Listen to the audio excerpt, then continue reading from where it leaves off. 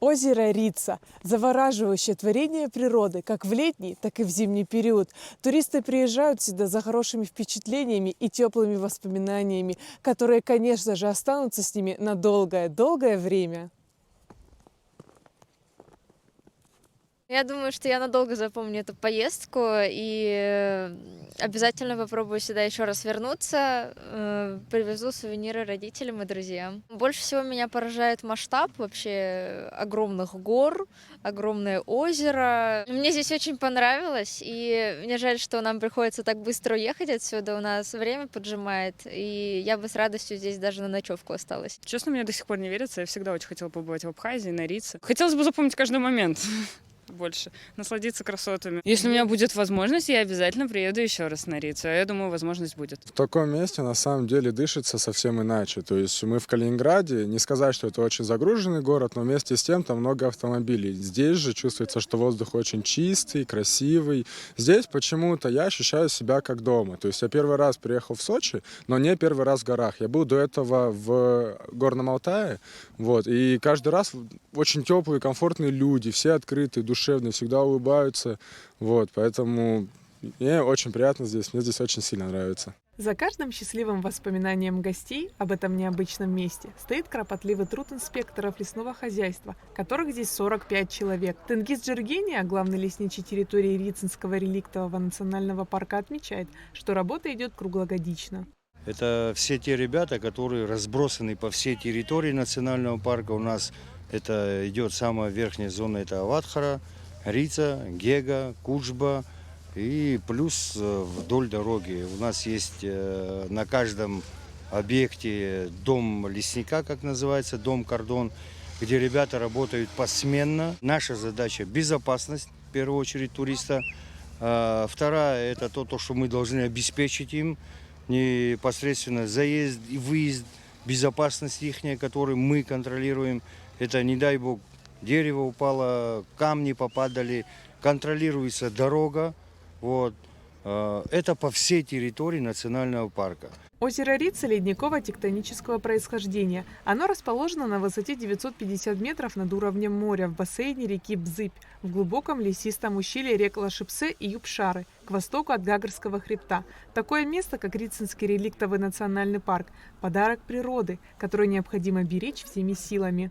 Задача стоит еще и охрана окружающей среды. Это охрана, естественно, диких животных, которые запрет стоит полностью на территории национального парка. Во время нереста у нас ограничения по рыбной ловле. А так любительская рыбалка у нас открыта буквально пару дней тому назад. Задача стоит такая у всех одинаково по всей территории. В озеро Рица впадает 6 рек, а вытекает только одна – Юбшара. Тенгиз Джергения отметил, что подготовка к зимнему периоду сложнее, чем к летнему. Вся зима сложная, да, потому что к летнему сезону мы весной подготавливаемся, просто идет общий контроль, а к зимнему оно сложнее, потому что у нас горы, это горы, как-никак, мы все знаем, что сейчас спустимся на берег моря, там у нас солнце, там у нас теплее. Здесь видите, какая ситуация сейчас.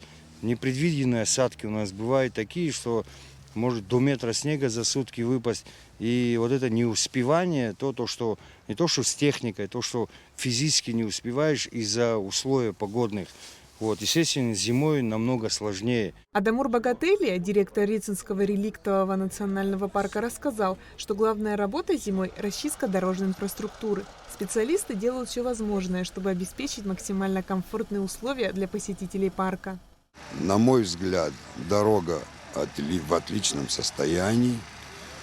По необходимости отсыпается песок.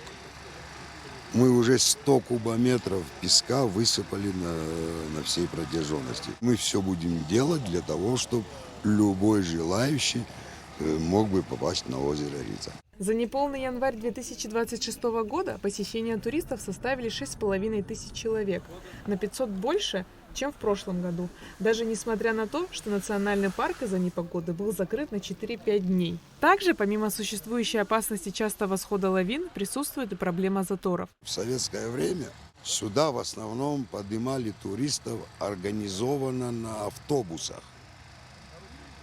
А сейчас времена поменялись. Очень много частного собственного транспорта. А площадок для парковок транспорта уже не хватает.